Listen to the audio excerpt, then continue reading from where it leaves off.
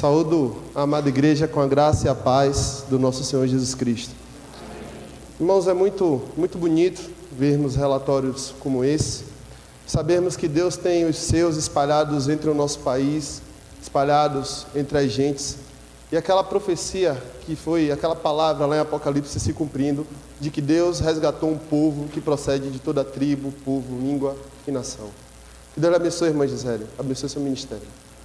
Irmãos, antes de darmos início à pregação dessa manhã, eu quero, junto com vocês, fazer uma oração devido a esse acidente que aconteceu aqui em nossas terras essa semana, muito triste, que vitimou algumas pessoas, inclusive crianças. Eu quero, junto com a igreja, nesse momento, pedir que você curve sua cabeça, nós vamos orar em favor daquelas pessoas.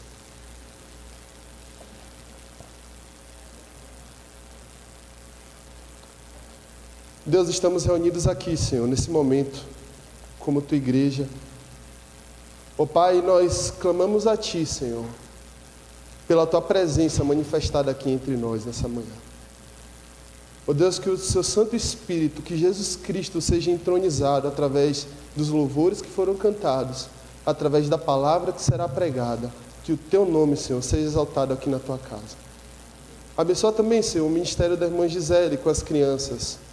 Ó Deus, que os pequeninos, Senhor, possam ouvir o Evangelho e tão cedo quanto possível possam se converter a Ti, único Senhor e Salvador das nossas almas. Ó Deus, nós também, ó Pai, como Tua igreja, como Teu povo, clamamos a Ti, levantamos um clamor nessa manhã em favor, Senhor, das famílias daqueles que foram vitimados, ó Pai, por esse acidente que aconteceu em nossas terras. Ó Deus, visita, ó Pai, cada um com o Teu consolo, visita cada um, Senhor, com aquelas consolações que fluem de Ti, do Espírito Santo de Deus, e faz, ó Pai, com que essas pessoas entendam, Senhor, que Tu és soberano sobre todas as coisas. Tu és soberano, Senhor, sobre até mesmo quando situações como essas acontecem, e que nós exclamemos, Senhor, como Jó, bendito seja o nome do Senhor. Nós Te louvamos, Senhor, Te adoramos e pedimos ao Senhor que o Senhor fale conosco, nos dê ouvidos, ó Pai, para ouvirmos a Tua palavra, é o que nós Te pedimos em nome de Jesus. Amém. Eu convido você, irmãos, cada um de vocês a abrirem comigo suas Bíblias no Evangelho de João, capítulo 3, versículo 30.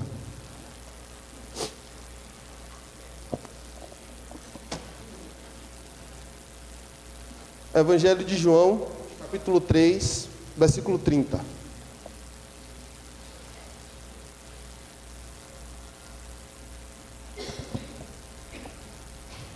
Todos acharam? Amém? João 3, versículo 30, diz assim a palavra de Deus: convém que ele cresça e que eu diminua. Vamos ler todos juntos? Convém que ele cresça e que eu diminua. Irmãos, apenas esse versículo. É a segunda vez aqui em que João Batista, ele tem o seu discurso escrito no Evangelho de João. É a segunda vez em que João Batista aparece aqui no Evangelho de João. E dessa vez, irmãos, João Batista estava em alguma região da Judéia, onde Jesus e os seus apóstolos, seus discípulos também batizavam ali. Havia bastante água. Jesus, João Batista, os discípulos dos dois estavam ali efetuando batismos em alguma região da Judéia. Então, os discípulos de João chegam para o seu mestre, para o seu professor, com a seguinte questão, com o seguinte posicionamento: Senhor, João, eu tenho uma dúvida a tirar contigo, meu mestre. João diz, então, podem falar, meus discípulos. E o questionamento, irmãos, dos discípulos de João era um questionamento muito piedoso, era um questionamento muito sensato. O questionamento era: Jesus está mais popular do que o Senhor. Jesus está batizando mais gente do que o Senhor. Se você olhar comigo o versículo 26 do texto que nós lemos, olhe qual era a preocupação dos discípulos. Eles disseram aqui: e foram ter com João e lhe disseram: mestre, aquele que estava contigo além do Jordão, do qual tens dado testemunho, está batizando, e todos lhe saem ao encontro. Eles chegaram e disseram assim: olha, Senhor, antes do Senhor falar em Jesus, ninguém conhecia, ninguém sabia quem Ele é. Agora que o Senhor deu testemunho dele, as pessoas estão procurando Ele. As pessoas estão recorrendo a Ele. O ministério dele está sendo mais popular do que o seu. E a resposta de João, irmãos, o texto que nós lemos, o versículo 30. João, ele não tinha nenhum tipo de rivalidade com Jesus. João, ele sabia qual era a obra dele, ele sabia qual era o ministério dele, ele sabia que ele veio preparar o caminho para o Messias.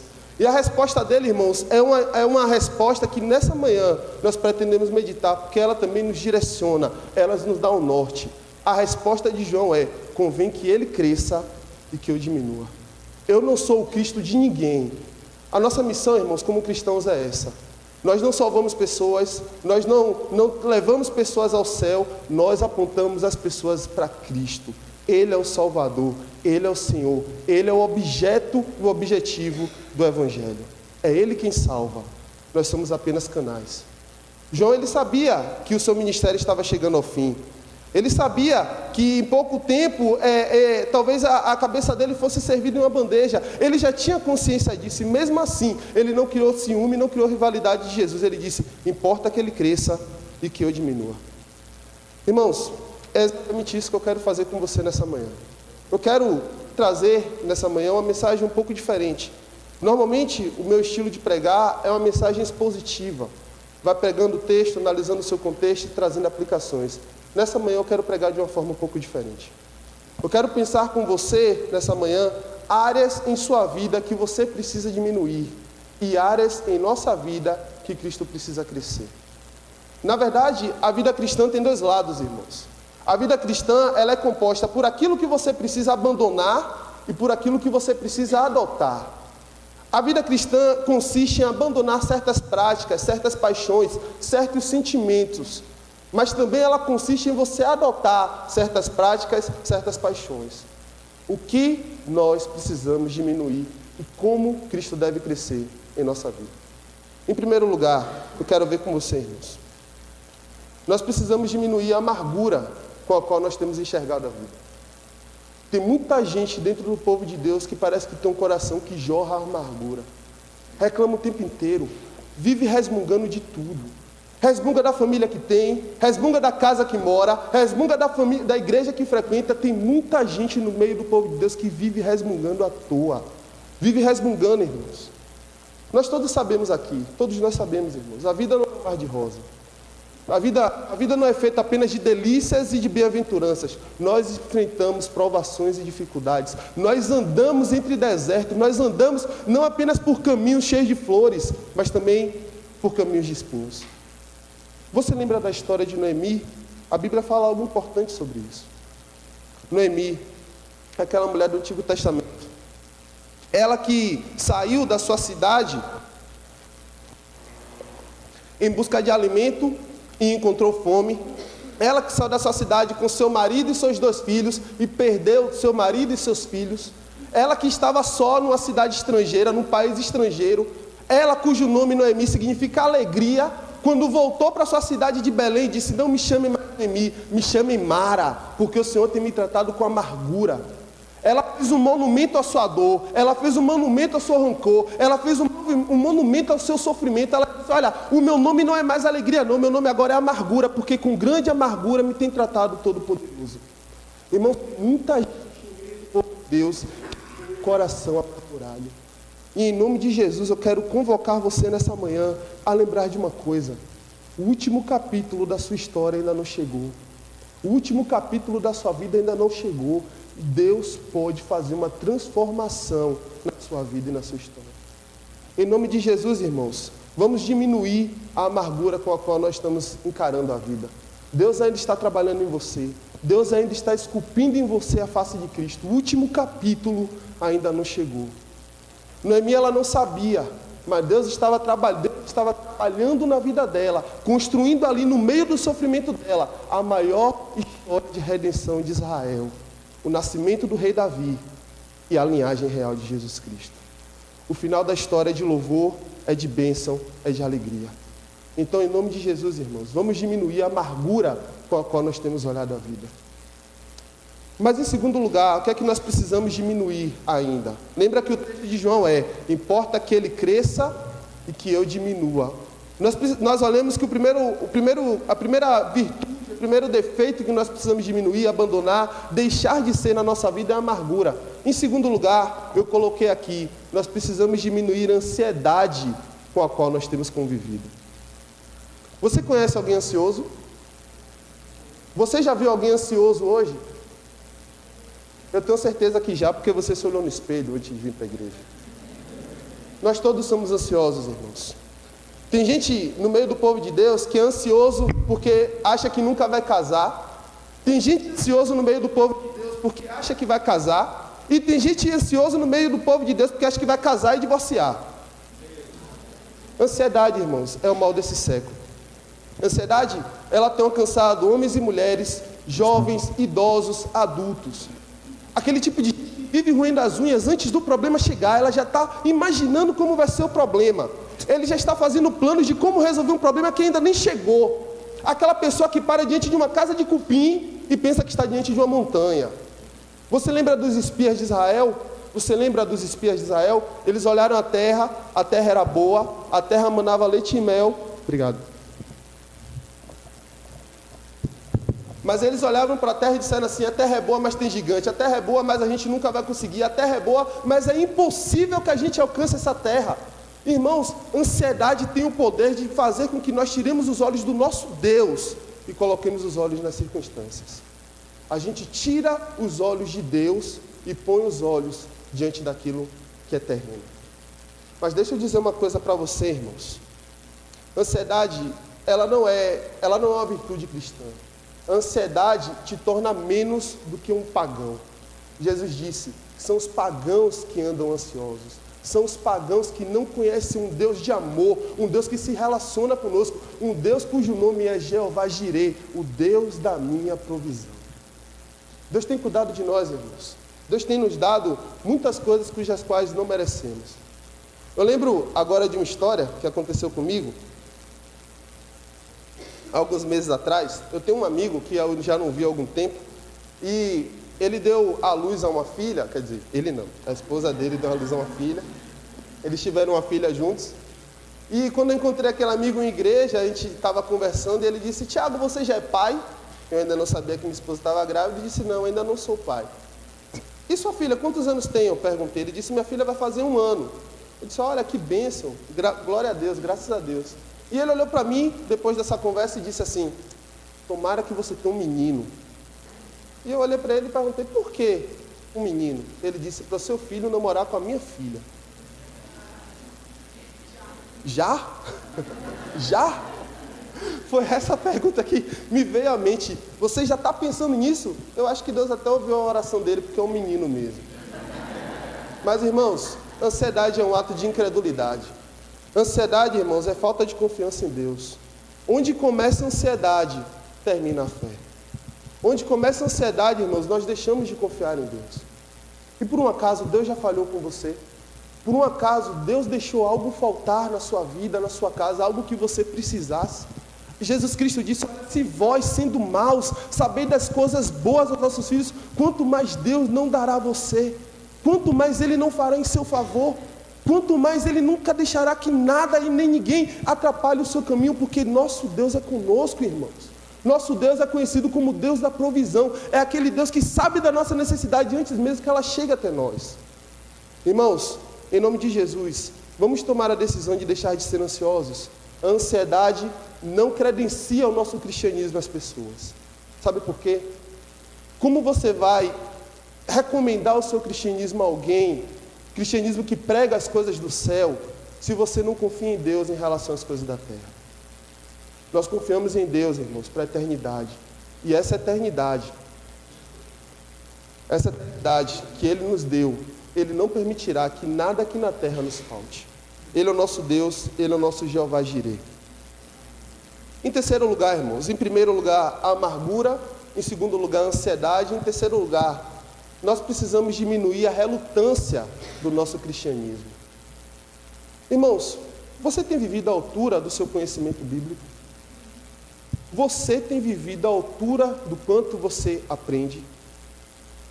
Irmãos, muitos crentes, eles amam ouvir boas pregações.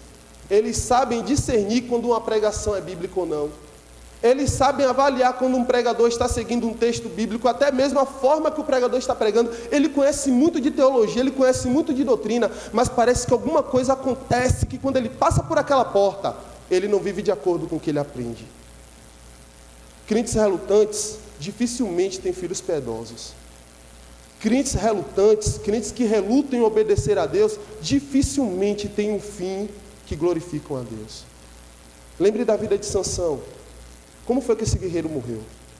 Ele que era um juiz, um libertador, ele que foi levantado por Deus para ser bênção no meio do povo de Deus, terminou a sua vida como um escravo, cego e morreu num ato de guerra.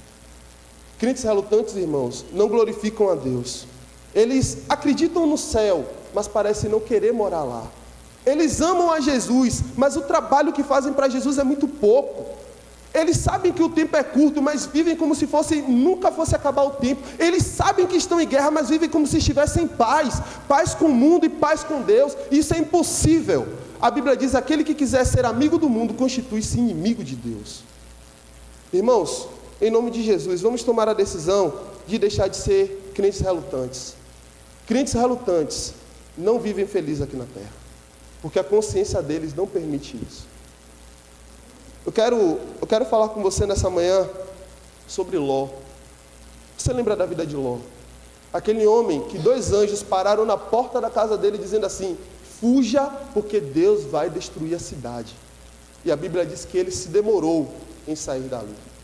A sua esposa virou uma estátua de sal. As suas filhas tiveram um incesto com ele mais tarde. Ló, a Bíblia não menciona como ele morreu, qual foi o fim dele. Crentes relutantes não trazem glória ao nome de Deus na terra. Então, em nome de Jesus, irmãos, vamos tomar a decisão de viver de acordo com o que nós temos aprendido, de viver de acordo com aquilo que nós temos ouvido, e certamente você vai ter um cristianismo mais feliz na sua vida.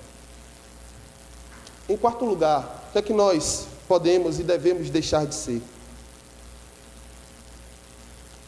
Nós devemos, irmãos, diminuir a nossa hipersensibilidade. Eu quero dizer com hipersensibilidade aquelas pessoas que amam ser vítima. Meu irmão, minha irmã, para de ser vítima. Para de viver reclamando pelos cantos que a igreja faz acepção de pessoas, que você não tem oportunidade, que ninguém liga para você, que ninguém gosta de você. Em nome de Jesus, para com isso. Para com essa mania de ser coitadinho, incapaz, de achar que ninguém dá valor a você, ninguém me dá oportunidade, eu estou aqui excluído, essa igreja faz acepção de pessoas. Em nome de Jesus, para de ser hipersensível. Irmãos, hipersensibilidade é orgulho. Gente hipersensível é orgulhosa. Sabe por quê? É como aquela pessoa de vaso de cristal, que ninguém nem encostou, já está quebrando, já está trincando. Quando a Bíblia compara você e eu, irmãos, a um vaso, não é um vaso de cristal, é um vaso de barro. Sabe por quê? Porque vasos de barro são fortes, são firmes. Eles caem e muitas vezes nem quebram. E Paulo diz, temos, porém, esse tesouro em vasos de barro, para que a excelência do poder seja de Deus e não nossa. Irmãos, em nome de Jesus, para de ser essa pessoa que se sensibiliza com tudo. Assuma o seu papel como membro do corpo de Cristo. Você é importante para Deus. Olha o sacrifício que Jesus fez por você, para você estar aqui hoje nessa manhã, cultuando a Deus no meio do povo dele. Em nome de Jesus, para com isso. Para de ser hipersensível, para de ser vítima. Nós já vimos amargura, ansiedade, hipersensibilidade e ansiedade. Em quinto lugar, irmãos, nós precisamos diminuir o egoísmo das nossas vidas. Certamente você conhece a razão pelo qual o Mar Morto é chamado de Mar Morto. Não conhece? Não existe, obviamente, nenhum tipo de vida no Mar Morto. Se nós lançássemos um peixe no Mar Morto, ele morreria imediatamente, devido à quantidade de sal que torna a vida ali impossível. Se você se deitar no Mar Morto, alguns dizem que é impossível que alguém afunde lá, porque a quantidade de sal é tão grande que ninguém consegue nem afundar no Mar Morto, no Mar Morto. Mas talvez uma coisa que você não saiba, que eu pelo menos não sabia, é que o Mar Morto ele recebe afluentes do Rio Jordão, água limpa, água com vida, água de qualidade. Mas não apenas do Rio Jordão, do Monte Hermon também. A neve acima do Monte Hermon derrete e leva água de qualidade para o Mar Morto. Mas quando chega lá, ele não produz nada. Ele só recebe, só suga, mas ele não oferece, ele não partilha. Tem muita gente egoísta no meio do povo de Deus. Tem muita gente egoísta no meio do povo de Deus. Gente que apenas recebe, mas que não doa. Gente que apenas retém, mas não partilha. Vá comigo a Filipenses capítulo 2, versículo 4.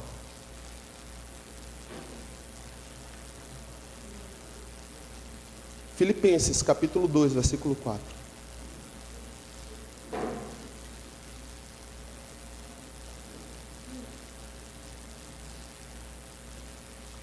Olha o que o apóstolo Paulo diz. Ele diz aqui: não tenha cada um em vista o que é propriamente seu, senão também cada qual o que é dos outros. Você quer ver como gente egoísta muitas vezes se manifesta?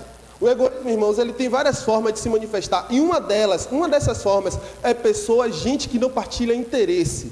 Você chega para conversar com aquela pessoa sobre o seu dia, você chega para conversar com aquela pessoa sobre alguma dificuldade, você chega para partilhar com aquela pessoa alguma luta e ela não está minimamente interessada na sua conversa. Ela não está minimamente interessada no que você tem a dizer. Ela só conversa sobre ela, sobre os problemas dela, sobre a família dela, sobre os planos dela. Gente que não partilha interesse. Gente que para ela a única coisa que importa é o que ela sente, é o que ela passa, é o que ela vê. Gente que não importa, você pode ter passado o dia mais difícil na sua vida, você chega para conversar com ela e ela vai falar sobre a unha que ela pintou de uma cor diferente. Gente que não está nem aí para as necessidades dos outros. Gente que só se interessa por si. E infelizmente tem muita gente assim no meio do povo de Deus. Mas uma outra coisa também, irmãos, que o egoísmo se manifesta é no tempo. No tempo. Vá comigo a Gálatas, capítulo 6, versículo 2.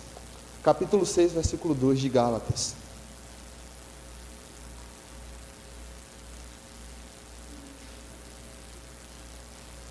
Gálatas 6, verso 2.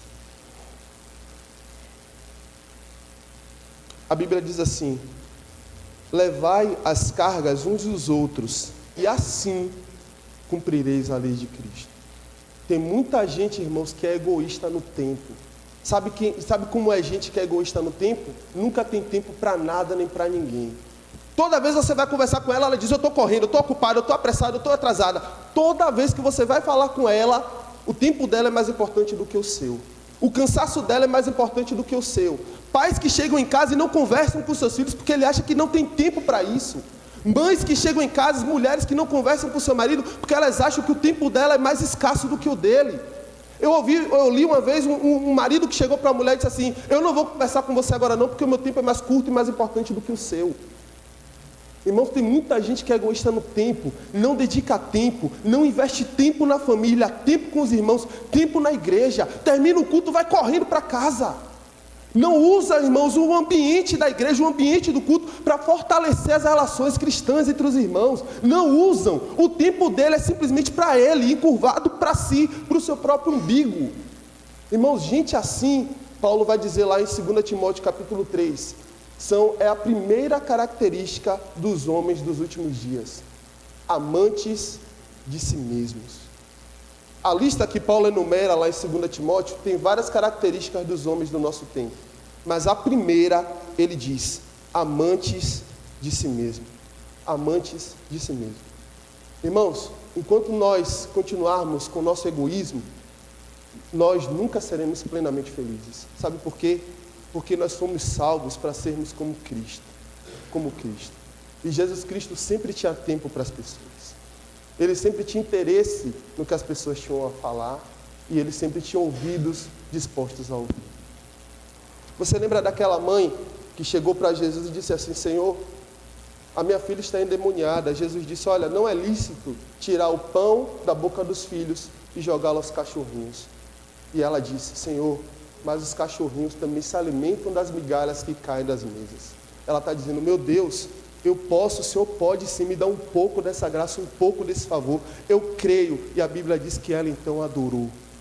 E Jesus então disse: eu nunca vi tamanha fé. Irmãos, Jesus Cristo sempre tinha tempo para as pessoas.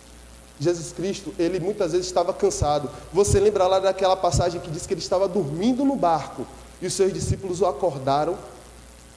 Tem muito pai, tem muita mãe que se um filho for acordar quando ele estiver dormindo, ele toma uma surra.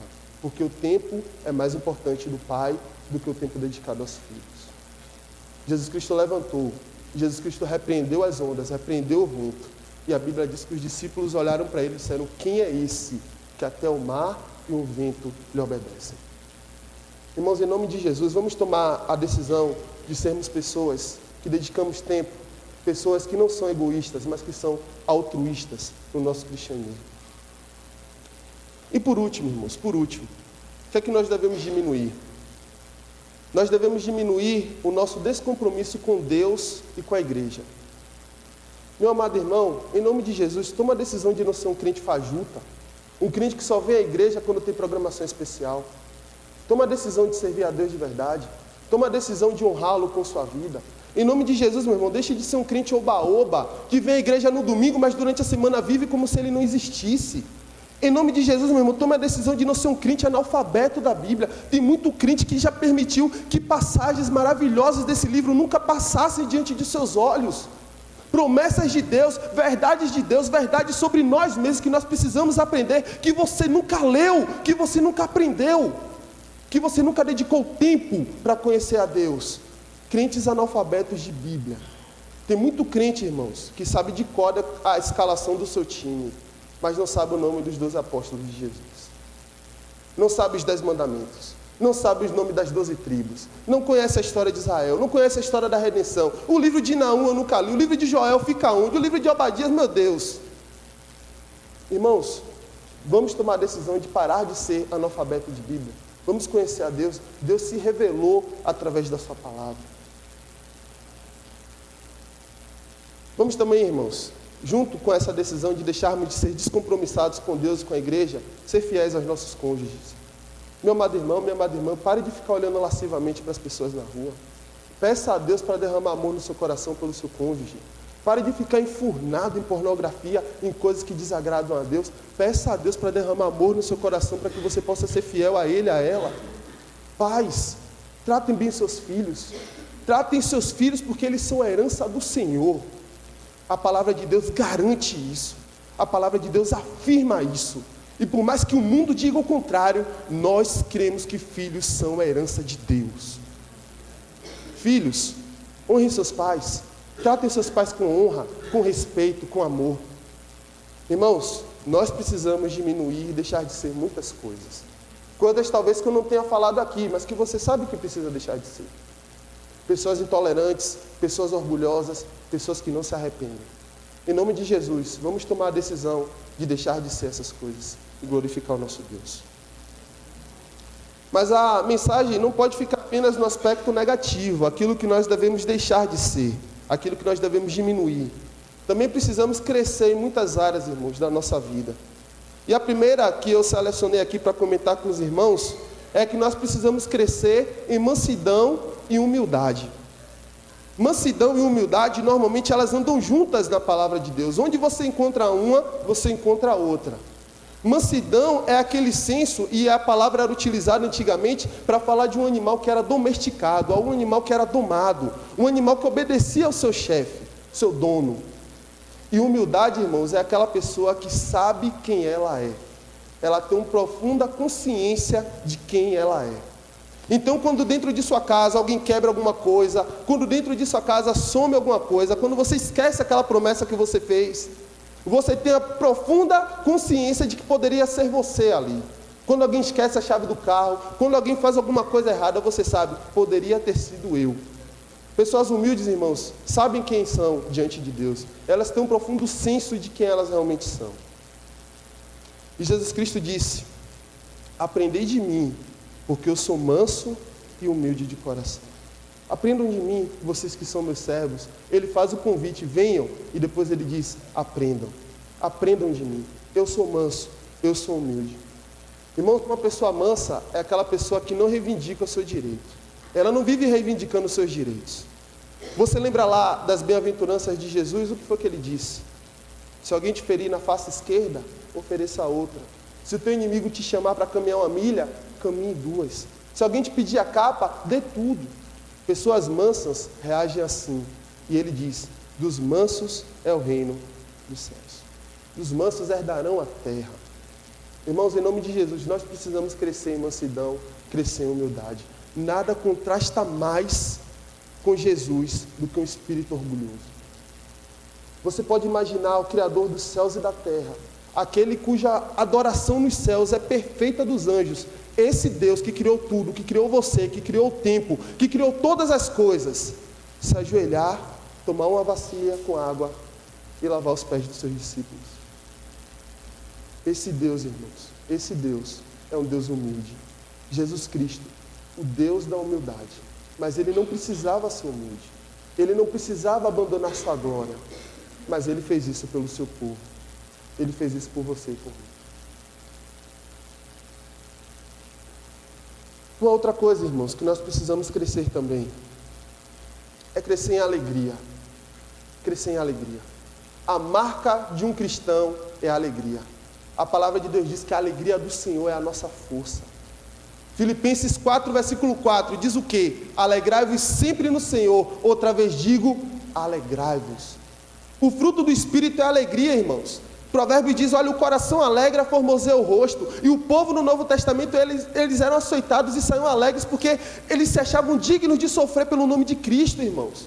Irmãos, quando você tomar a decisão de ser alegre, você vai estar glorificando a Deus, porque é uma ordem de Deus. Alegrai-vos no Senhor, sempre, sempre. Não é quando as circunstâncias estiverem boas, não é quando o seu salário estiver maior, não é quando os seus filhos estiverem na igreja. Alegrai-vos sempre no Senhor. Outra vez digo, alegrai-vos. Não ser uma pessoa alegre, irmãos, é pecado, porque é uma ordem de Deus.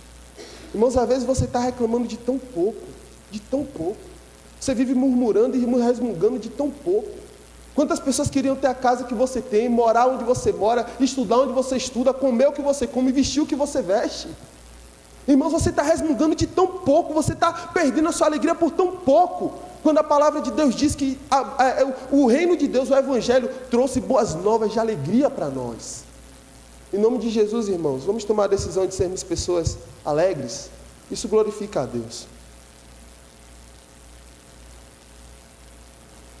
Terceiro lugar, nós precisamos crescer em gratidão. Em gratidão.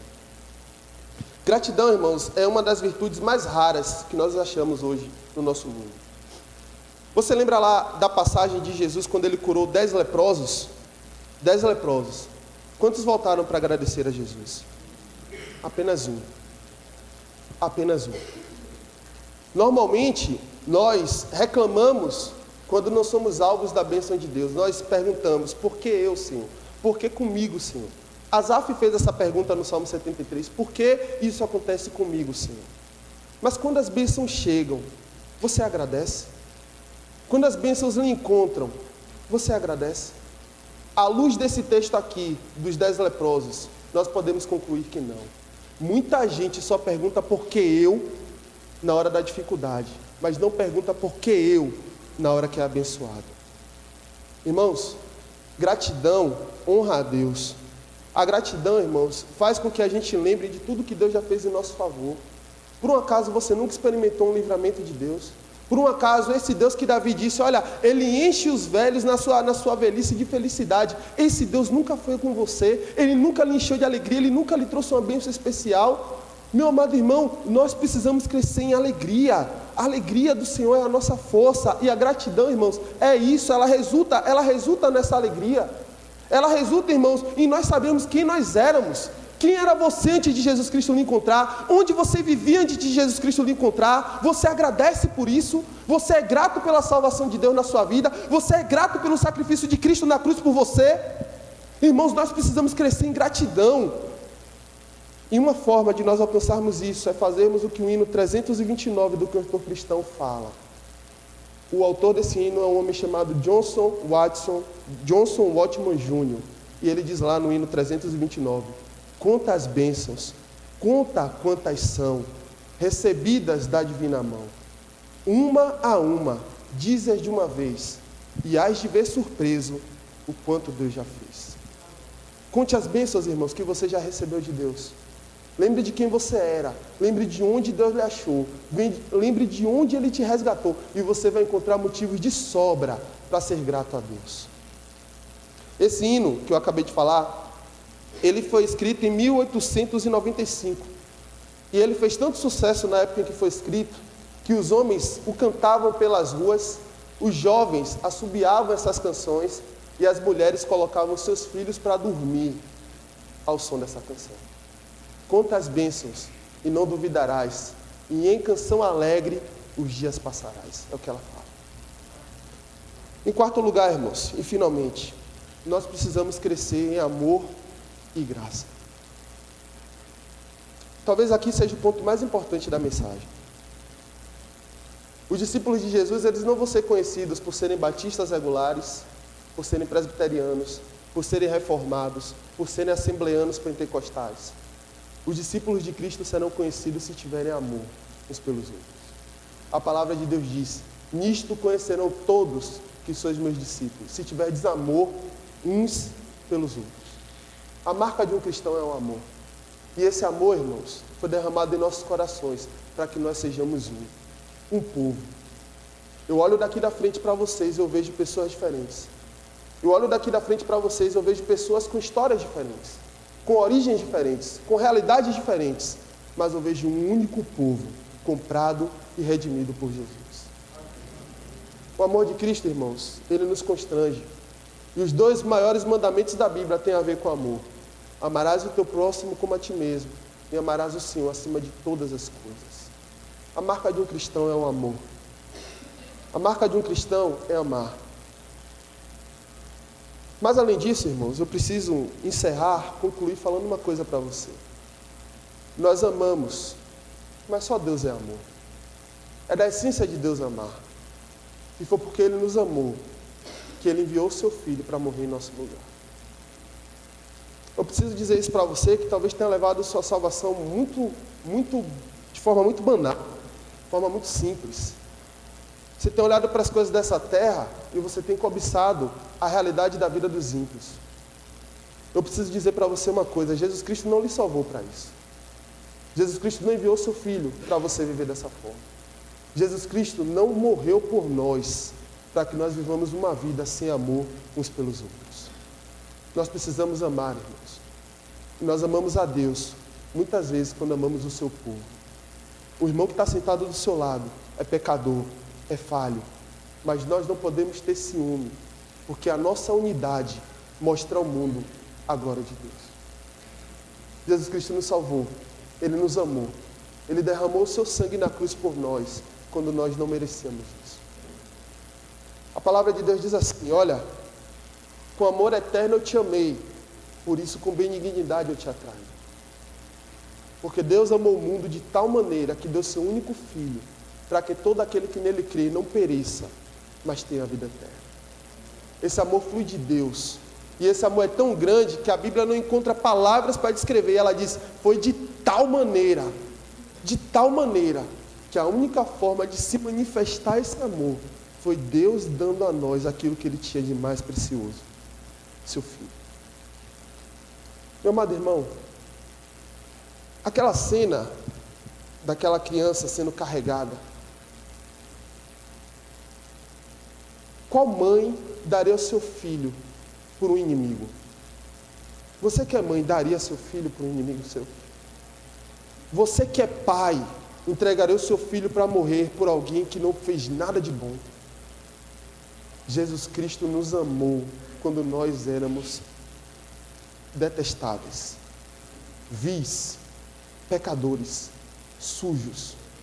Ele nos amou e entregou seu filho em nosso lugar. E Ele fez isso, a palavra de Deus diz, para comprar para si um povo e apresentar diante de Deus um povo imaculado, sem ruga, um povo santo, livre e liberto de todo pecado.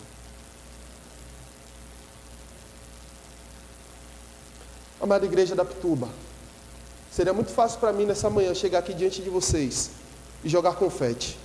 Falar: Deus é bom, Deus é maravilhoso, feliz ano para você, um resto de ano para você, Deus abençoe sua família e sua casa. Mas nós precisamos ouvir verdades, irmãos, muitas vezes duras, verdades que nos confrontam. Eu amo essa igreja, mas eu tenho certeza que o Senhor dela ama muito mais. Ele entregou o seu filho para morrer por nós. Então, em nome de Jesus, irmãos, tome a decisão de ser um crente de verdade. Tome a decisão de ler a sua Bíblia. Tome a decisão de ir a Deus em vez de recorrer a estratagemas mundanos para resolver seus problemas. Se ajoelhe diante de Deus e ore, agradeça, Adore a Deus pela sua salvação. E para você que chegou até aqui nessa manhã, mas que ainda não tem certeza da sua salvação, talvez você tenha vindo à igreja a convite de alguém, talvez você venha à igreja constantemente, mas você ainda não se decidiu por Cristo. Até quando você vai viver sua vida sem Ele? Será que você não percebe que sua vida não faz sentido sem Jesus? Até quando você vai permanecer sem Cristo na sua vida? Até quando, pecador? Até quando? Eu exorto você, eu convido você, diante de todas as dificuldades que você já enfrentou, a confiar em Jesus.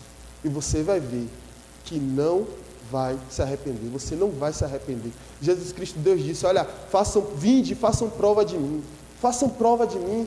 Vejam quem eu sou. Veja se os seus pecados, ainda que sejam vermelhos como escarlate, eu vou transformar a sua vida. Eu vou dar sentido a você. E Jesus Cristo disse, vinde a mim, todos vós que estáis cansados e sobrecarregados, e eu vos aliviarei. Amada igreja do Senhor, vamos meditar nessas verdades. Nós precisamos ser homens e mulheres de Deus. Nosso tempo urge, nosso tempo clama por isso, para que nós diminuamos e que Cristo cresça. E você vai ver que naquele dia, quando os céus se abrirem, quando Jesus Cristo voltar, quando a trombeta tocar, você vai olhar e vai dizer, valeu a pena te servir, Senhor. Valeu a pena ser teu servo. Valeu a pena abandonar essas coisas por amor de ti. Vamos orar. Deus, nós te louvamos, Senhor, pela tua palavra pregada nessa manhã. Deus, e nós colocamos diante de ti, ó Pai, tudo isso que foi dito. E nós suplicamos, Senhor. Há pessoas aqui nessa manhã que ainda não te conhecem como Salvador. Ó Deus, faça, ó Pai, com que elas olhem para a cruz e vejam aquele sangue que foi derramado ali. Ó Deus, faz, ó Pai, com que essas pessoas olhem para Jesus Cristo sendo crucificado e elas digam, aquela cruz foi no meu lugar. Ó Senhor, faz isso aqui no meio do teu povo, para a glória tua, para louvor do teu nome. Edifica a tua igreja, nós precisamos crescer, Senhor. Precisamos crescer na graça, precisamos crescer em unidade, precisamos crescer no conhecimento de ti. Ó Senhor, pega tudo isso que foi falado, tudo isso que foi feito aqui nessa manhã, e glorifique e exalta a ti mesmo. É o que nós pedimos, é o que nós clamamos. Abençoa, Senhor, aquelas famílias que chegaram aqui, quebradas, divididas, angustiadas pelas realidades e lutas que têm enfrentado. E dá a certeza, Senhor, de que o nosso último capítulo ainda não chegou. O último capítulo da nossa vida será de vitória nos céus, será de alegria contigo, será de regozijo com as marcas que Jesus Cristo carrega nas mãos em favor do seu povo. Nós te louvamos, Senhor. Traz de volta o teu povo hoje à noite para ouvir a tua palavra, que nós te pedimos em nome de Jesus. Amém. Você pode orar no seu lugar e o culto dessa manhã está encerrado.